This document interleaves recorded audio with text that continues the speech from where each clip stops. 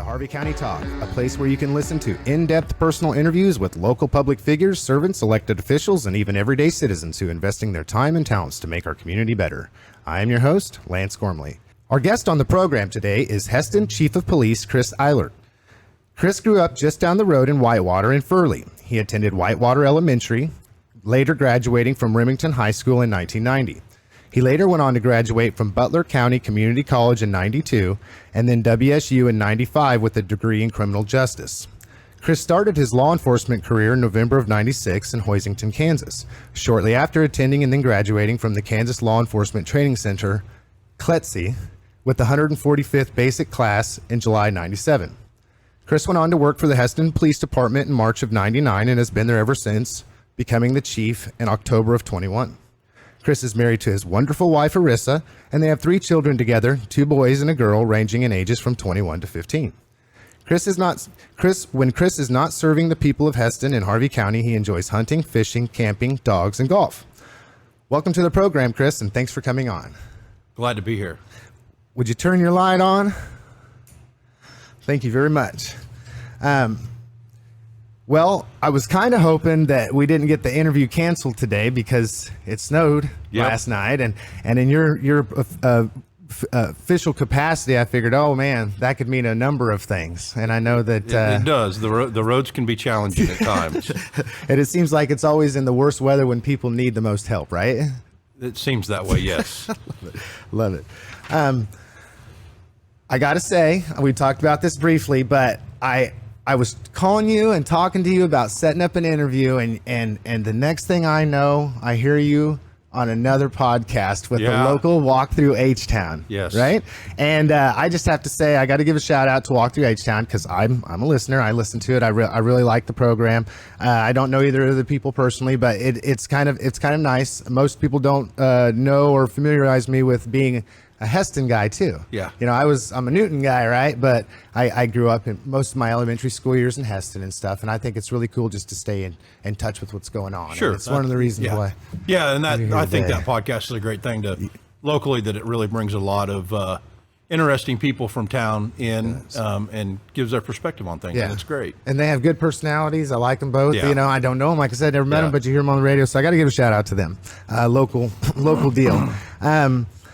So it's always interesting to me. I've had other law enforcement or people in the justice system on, and I always ask, you know, when you were growing up, did you want to be a police officer? The answer is no. What did you want to be when you were growing up? In your mind's eye. I don't even. Honestly, I can't remember what I wanted to be when I grew up. You know, I grew up in Furley. Obviously, is where I spent my formal years, and I spent a lot of time. My first job ever was at Potwin at the Farmers Grain and Warehouse elevator. I worked there till I was probably 19, I think, or so. And then I transitioned over to the Furley Co-op while I was going to school, summers, you know, working there, doing that. And honestly, I never really thought about, then I can't remember ever thinking about what I want to be when I grow up, you know, because it was kind of, that's just what you did. Yeah. I mean, my dad was born and raised in Furley and never went any further than Whitewater. And his dad and his dad's twin brother worked at what was the Furley elevator then for 45 years. And my dad worked there. He worked for his cousin Gary at Brown Oil Company for a while. So, I mean, you know, that's just kind of back then, that's what you did. You stayed local. You did the things you did. So I never really thought about it. My mom really was the pushing driving force that I was going to go to college. You know, so I went to Butler County. I started out business major. You know, that sounds great. I'll be a business major. I like numbers. I like math a lot. So I thought, man, accounting would be great. When I got to Butler and started taking classes, I noticed that all my business classes were completely full, like 30, 35 people. And it kind of dawned on me that, you know, maybe this is a pretty competitive thing. And not that I'm not competitive by any means, but, you know, maybe I should look at something else. Well, just coincidentally, about that time, a friend of mine that's a few years older than me that I went to school with, and he worked with my dad, out of the blue one day tells me, hey, by the way, I just got hired at Wichita Police Department. Had no idea he had any interest or anything. He's like, you know, when I get out of training, you should come do a ride-along. And so I did a couple ride-alongs, and man, I was hooked. Yeah. Just one of those things. I'm like, this is what I want to do. So much so that I went to my advisor at Butler County and said, hey, I want to change my major. And she says, no, you're not changing your major. You can do that when you go to your next stop. She goes, it doesn't make any sense. Yeah. Which she was correct. So when I went to Wichita State, I changed my major to criminal justice. Administration of justice is what they call it.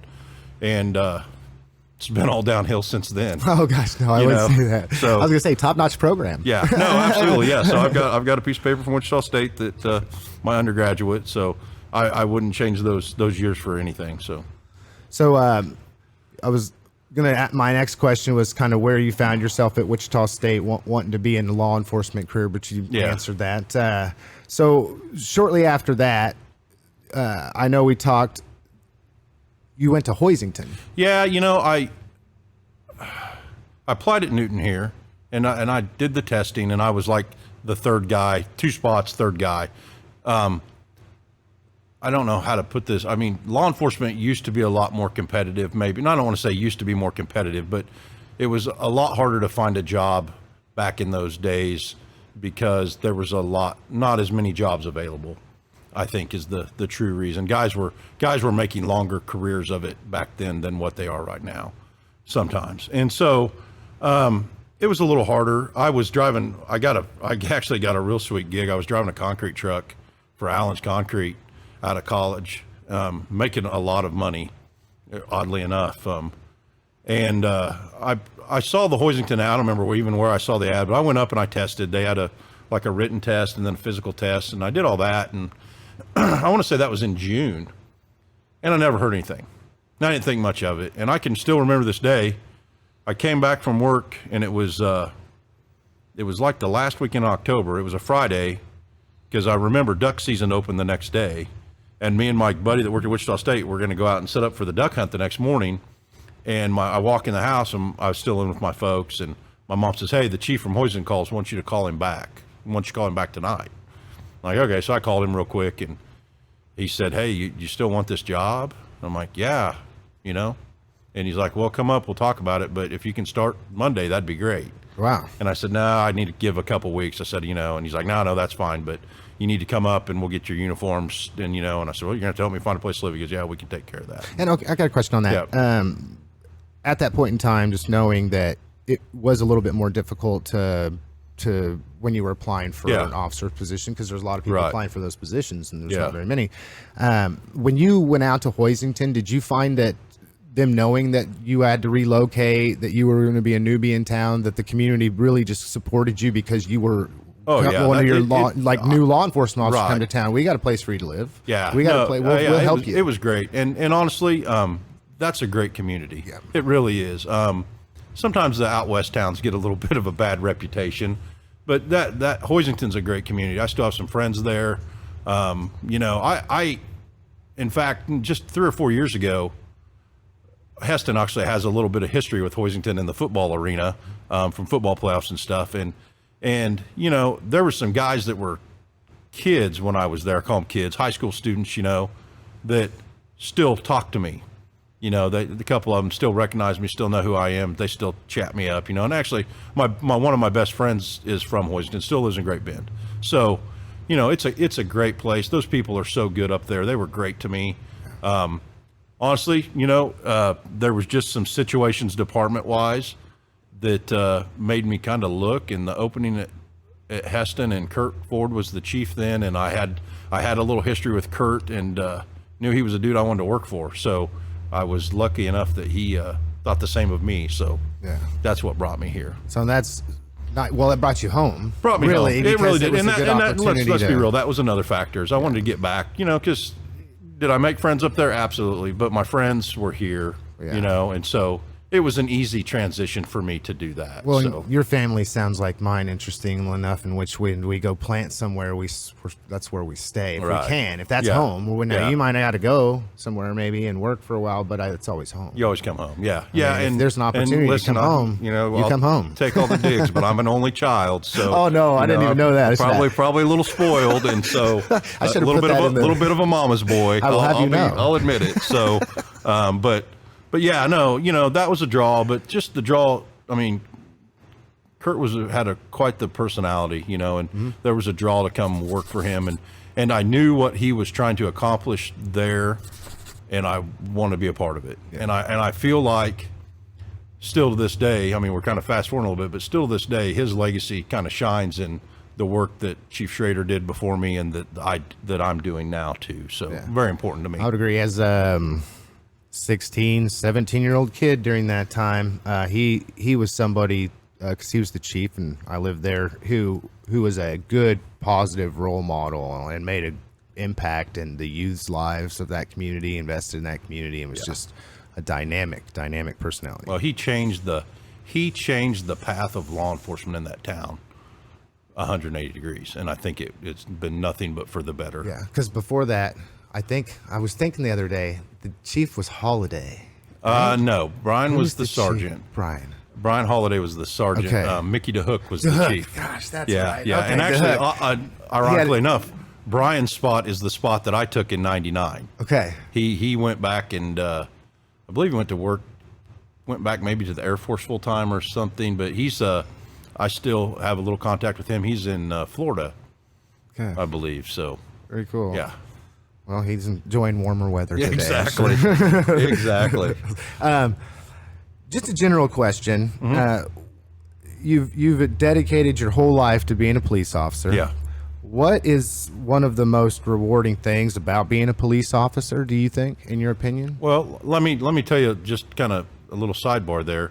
I took a break from full-time law enforcement for like 3 years, from like 14 to 16 or 17, and was still part-time at Hesston, still involved, because I thought I was done with it. At that point, 15, 16, 17 years in the career, that was kind of when the tide started changing a little bit about law enforcement, and I really thought I was done, until I figured out that really, and I'm not saying this for any other reason, but it's probably the truth, is this is what I know how to do, and this is what I'm passionate about. I was selling two-way radios for a company, great people, love them to death, but that's not my passion. This is my passion, and it just took me getting out for a minute to realize this is what I know how to do. I've spent my whole adult life doing this, and this is how I know how to do. And so that's really what drives me a little bit. But I think that it's important, as any career, our career path has changed as a whole in law enforcement from, it used to be just, we enforce the laws. That's what we do. Now there's way more community involvement than just enforcing laws. I mean, we're your counselor, we're your friend when you need it. We're the guy that shows up at the worst times and tries to make it better for you. And it's just really difficult. But by the same time, that's what makes it so rewarding. Is, to me, every morning I get up, I don't know what I'm going to do that day. I have a good idea of what I'm going to try to do that day. Well, you're going to serve everybody around you in your community. Yeah, and that's important to me, because I think, Yeah. and not only just in Hesston, but even, Harvey County as a whole, we get out in the county a little bit and help when we can, when we're needed, when they need us. And I think it's important that we all understand that, this ain't just about a paycheck. This is about making your community better. Yeah. And so we've really tried to kind of take that mindset up there with getting our guys involved with some community events. And, now we don't all live in town. I live in town, and, everybody lives pretty close. But, man, I never have a problem getting somebody to go to a ball game, we just started. The SRO program just started kind of right when I took over. We kind of held, we had the grant for a year. We held it because of COVID and the schools. There's no reason to have an SRO when they're learning at home. So we kind of waited and we started that program. Man, what a blessing that has been really for us as a police department, because we were welcomed at the school, but making the time to go in there when we're doing the other stuff is kind of difficult sometimes. Yeah. But having him there, man, what a tool that has become for us. Now, it's also become a little bit more work, because now the kids have an outlet. And that's kind of the amazing part to me about this whole thing, is the amount of reports we're getting now really kind of makes me sad a little bit that we weren't getting those before, because the kids never had an outlet they felt safe with to give that information to. Yeah. And so what a deal, man. I'm pretty pumped. I see, in my personal opinion, law enforcement being a very difficult and challenging career as we continue to move forward. And then leading into a question I have for you, because there's just more and more required on your plate. Oh yeah. You know, it's almost like teachers and police, in my opinion, get very difficult jobs because us as society, where we don't address issues, then this becomes a problem. And at the breaking point, that's normally when this interaction takes place in a negative light. Well, yeah. So now we're starting to turn that around. Well, you know, the joke, the joke, investing in our children, right? Yeah. Well, the joke is always, everybody's happy to see a fireman. Yeah. And no one's ever happy to see the police, because even though they both put out fires. Right. But we show up probably at people's lowest point, at least in their month. Yeah. And that's why we have to kind of have a different mindset now of how we respond to calls, because, people are there. Don't get me wrong. They're bad guys.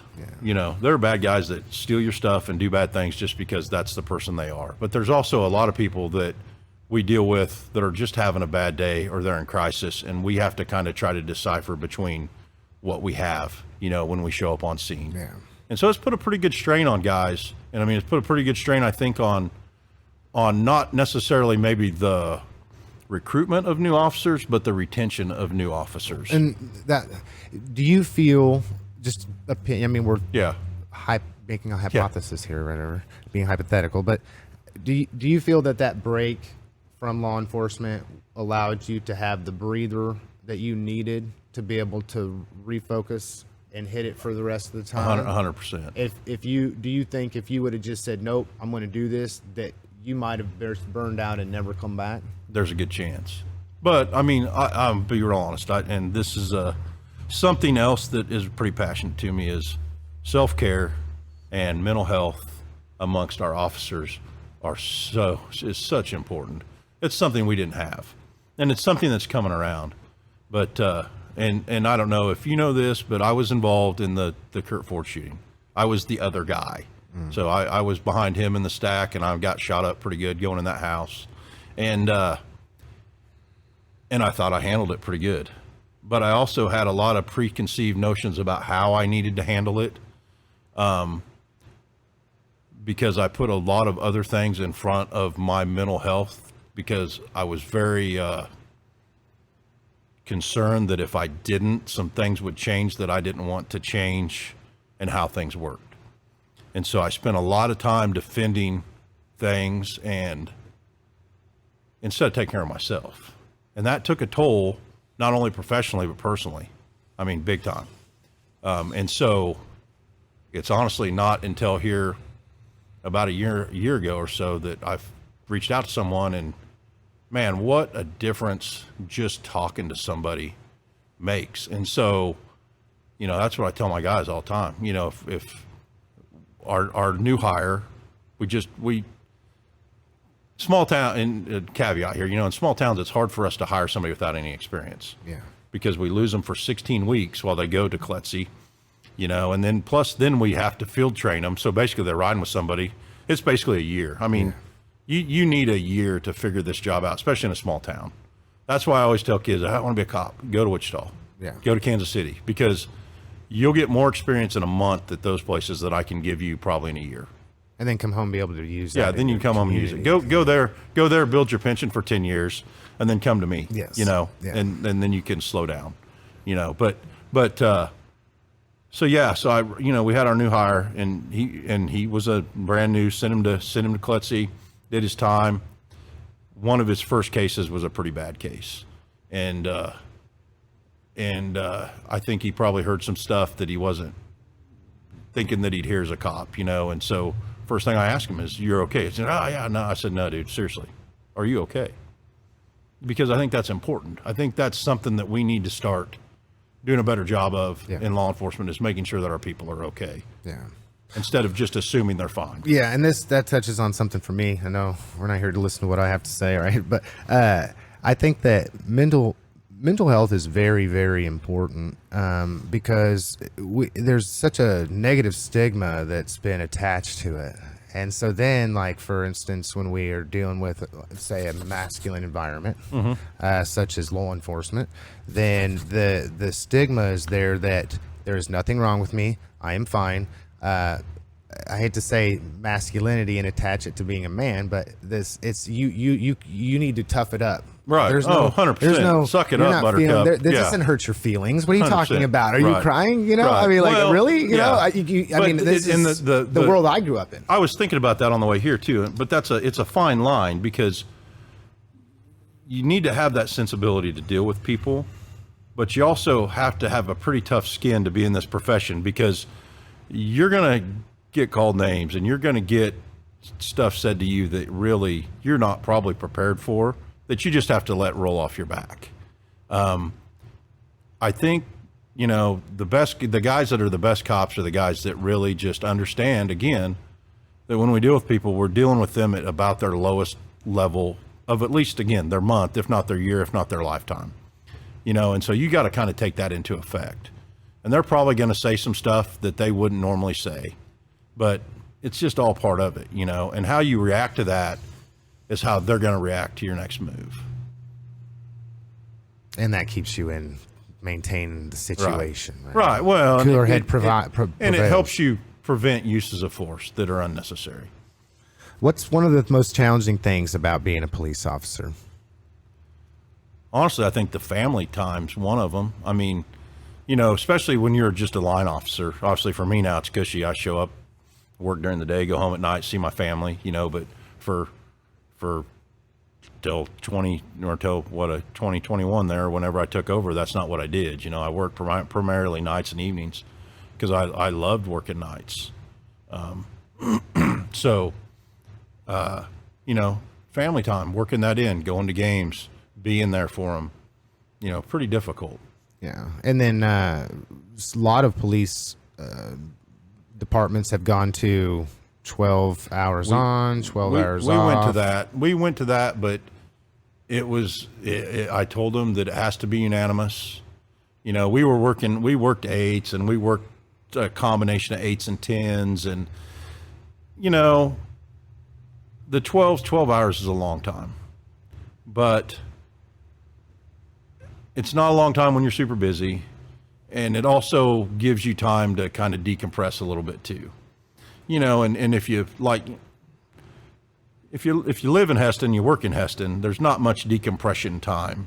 Literally it takes me a minute and a half to get from my house to the office or back. And so when I leave work after an 8-hour shift, especially, or maybe let's say it was an 8-hour shift that went to a 10-hour shift, I have no decompression time, where I think that 12-hour shift gives you a little bit, So I think it's important. And I told the guys, listen, it has to be unanimous. We have to, if that's what you want to go to, that's what we're going to go to. And it really works out well for them, I think. Now my supervisors kind of modified their shifts a little bit to fill in, but we still have a lot of coverage, a lot of double coverage, which is important, And so I think really the 12-hour shifts aren't as bad as I thought they would be. And the guys don't seem to mind them. I mean, they get every other weekend off. It's pretty good. I don't know. I bet I didn't have a month of weekends off in 10 years probably. So, as times have changed, you've been in law enforcement for a very long time. In your opinion, what's one thing that has changed over the last 30 years for the better? Well, we talked about a little bit, the body cam things. I think that's changed for the better. I think and again, we talked about this. The national media kind of portrays what they portray to get views. Really, it's no different than social media. People post pretty fantastic stuff on there, so they get the clicks, Yeah. And I don't think that the national news is much different than that, And listen, are there bad cops? There's bad cops. There's no doubt. And they do dumb stuff. But I think the widespreadness of body cam usage has really brought to light, there's a lot of good police work. If the national media was required to show one good police story for every bad police story they said, I believe we'd probably change the tide a little bit about how most people feel about our profession, because they're just not educated, I don't think, on what the good stuff is really going on, Or they have their own bias. Or they have their own bias. Yeah. I mean, listen, again, because they've probably been dealt with on the worst day of their life, and they just how it is. And I understand that, and I don't hold it against them. That's the other thing that we kind of try to push is, just because you dealt with this person on Tuesday and they were pretty crappy to you, doesn't mean when you see them on Thursday, it's the same person. Yeah. It's a clean slate every time we show up at your house, unless you're doing the same stuff, But initially, it's a clean slate. Let's try to see if we can't fix the issue. On the opposite side, what's something that's changed for the worse? And we kind of talked about it a little bit, the overall perception. Yeah, but listen, that's really out of our hands, because that overall perception is not coming from us. That's coming from an outside source that's cherry picking bad stuff and showing it to incite. Listen, if they cherry picked every time a doctor did something bad, doctors would be getting it, Yeah. But there's really no need for it. But I get it, it's fine. I think one of the toughest things is just it's the officer recruitment and retention nationwide is really down. I mean, we used to get 10 to 20 apps for a job in little old Hesston, Kansas. We'd kind of had our pick. Now, I think some things that we've done as a city may have changed some of those benefit wise, but that's all just part of it. We still get paid really well. We still have really good benefits. They're just not Cadillac like they used to be. Yeah. I think that has some of it. But there's just not as many people that want to get in, and we've become way more cautious of those apps that we receive to make sure that we're getting the right person. Yeah. And that's a good thing. That's the good, I guess, ability we have as a small agency. I don't need a body on the street. I have bodies on the street, unless all of a sudden we lose 2 or 3 guys at the same time, then I'm in a bit of a rush. But we can take our time and try to find listen, our department's a family. That's how we push it. There's 8 full-time guys. And then my Janet, records clerk, court clerk. I got to get off of saying that. It's 2023 Administrator, now. Administrative assistant, whatever she is. But we're a family. And so I'm just not going to bring anybody into our family. It's got to be a fit. And we've been very lucky here. We had a little, we had some stop gaps in there, and I'm appreciative of them, and they're guys I know, and they moved on to better stuff, and that's great. But now we've been pretty solid since July, and the guys seem to be liking it. Everybody seems to be getting along, so I have no doubt that we've got a pretty good solid base of people that's going to stick around for a while. So. Well, recapping what you mentioned before and kind of your hiring practices, somebody who's coming from outside that has some experience and has tasted other places would be an applicant that you would look at. Oh, yeah. But then they would be able to see the benefits of what just Hesston, Kansas offers, absolutely. and being able to invest in a small community and get to know people for a lifetime. Well, and that's what we push that in the interview too. We tell them, hey, this is what we're about. If you don't, some people don't want to be about that. And I said, listen, now's your chance. If that's not you, then that's great. No hard feelings, and we can try somebody else. So I kind of have a burning question. Okay. You spent so many years in law enforcement. You lost your friend. You almost lost your life. Yeah. With everything, the good, the bad, all of it together. Why did you just keep going, and why? What was it that made you not just say, "Hey, that was enough for me"? Well, because again, that wasn't enough for me. That's not the ending. That's not the ending I wanted.